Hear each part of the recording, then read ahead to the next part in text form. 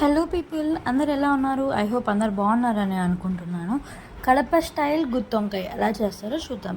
మొత్తం అంతా ఒకేలాగే ఉంటుంది. కడప స్టైల్ అంటే అది కొంచెం ఒక వెరైటీగా ఉంటుంది అన్నమాట, డిఫరెన్స్. దానికి కావాల్సిన పదార్థాలు ఫస్ట్ ఎండుమిరపకాయలు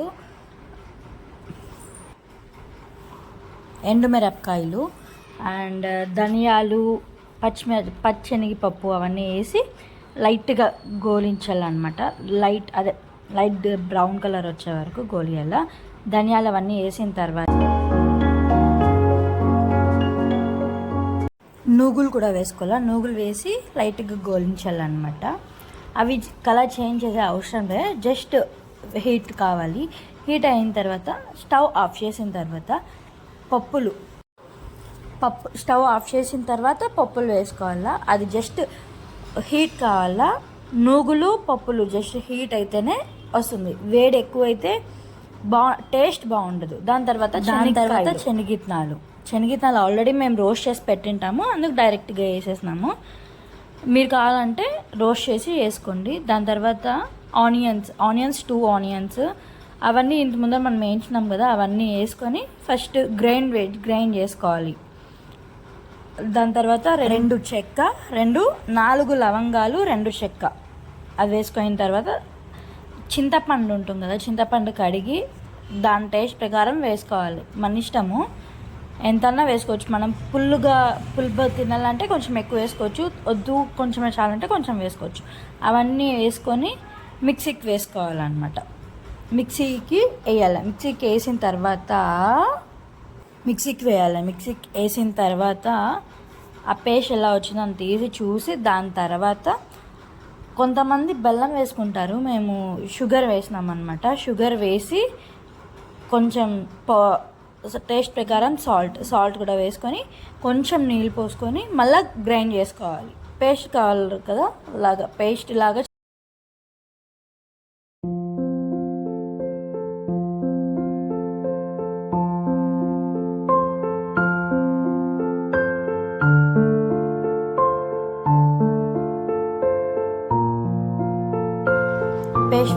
పేస్ట్ వేసుకున్న తర్వాత ఇలా మనకి ఎలా వస్తుందో అలా వచ్చిన తర్వాత వంకాయలు కట్ చేసుకోవాలి.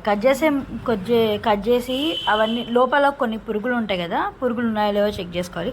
మాకు మధ్యలో ఈ చిన్న అబ్బాయి అనమాట, నా చిన్న కొడుకు అడ్డం వస్తూ ఉంటాడు. వాడు కొంచెం మాట్లాడినాడు, నేను రికార్డ్ కాబట్టి రాలేదు. అది కట్ చేసిన తర్వాత నేను ఇలా వచ్చిన తర్వాత మనం పేస్ట్ వేసుకున్నాం కదా, చెక్క లవంగం అవన్నీ వేసుకొని ఇవి ఉన్నాయి కదా, వంకాయ ఉన్నాయి కదా, అవి ఓపెన్ చేసుకొని దాంట్లో అంతా మసాలా నింపల్లా. ఇప్పుడు అది కూడా చూపిస్తాము. మసాలా నింపే ముందర ఇప్పుడు అది మనం రోస్ట్ చేసుకోవాలి కదా. 3 table spoon or 4 table spoon, మేము 4 టేబుల్ స్పూన్స్ ఆయిల్ వేసినాము. 4 టేబుల్ స్పూన్ ఆయిల్ వేసిన తర్వాత టమాటో అవన్నీ వేసి మగ్గించిన తర్వాత ఇప్పుడు మనం ఎలా వేసినామో అవన్నీ, ఇప్పుడు వంకాయ నింపినాం కదా, అవన్నీ అట్లా వేసుకొని మగ్గియాలన్నమాట. మగ్గించిన తర్వాత ఇప్పుడు ఇంత ముందర మనము చెక్క లవంగం అవన్నీ వేసుకొని ఒక కర్రీ వేసుకున్నాం కదా, ఆ కర్రీ అంతా కొంచెం మిగిలిపోయి ఉంటుంది. దాంట్లోకి లైట్గా పసుపు వేసుకొని అది బాగా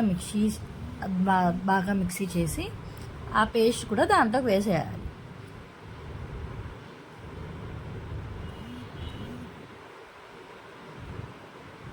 ఇలా చేస్తున్నాం కదా, అలాగనే చేయాలి.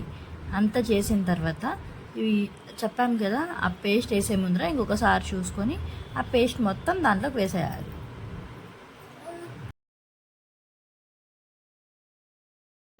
మొత్తం వేసేసిన తర్వాత ఇంకొకసారి మొత్తం మిక్స్ చేసేసి కుక్కర్ మూత పెట్టేసి ఒక్క విజిల్ వచ్చే వరకు, ఒక్క విజిల్ ఎక్కువ వచ్చినాయంటే వంకాయ అనేది బజ్జి అయిపోతుంది, బాగుండదు అనమాట. బజ్జి వంకాయ ఇంకా నూనె వంకాయ డిఫరెన్స్ ఉంటుంది కదా, అట్లా ఒక విజిల్ వచ్చే వరకు. ఒక విజిల్ వచ్చిన తర్వాత ఇట్స్ ఓపెన్ చేసి ఎలా వచ్చిందో చూద్దాం.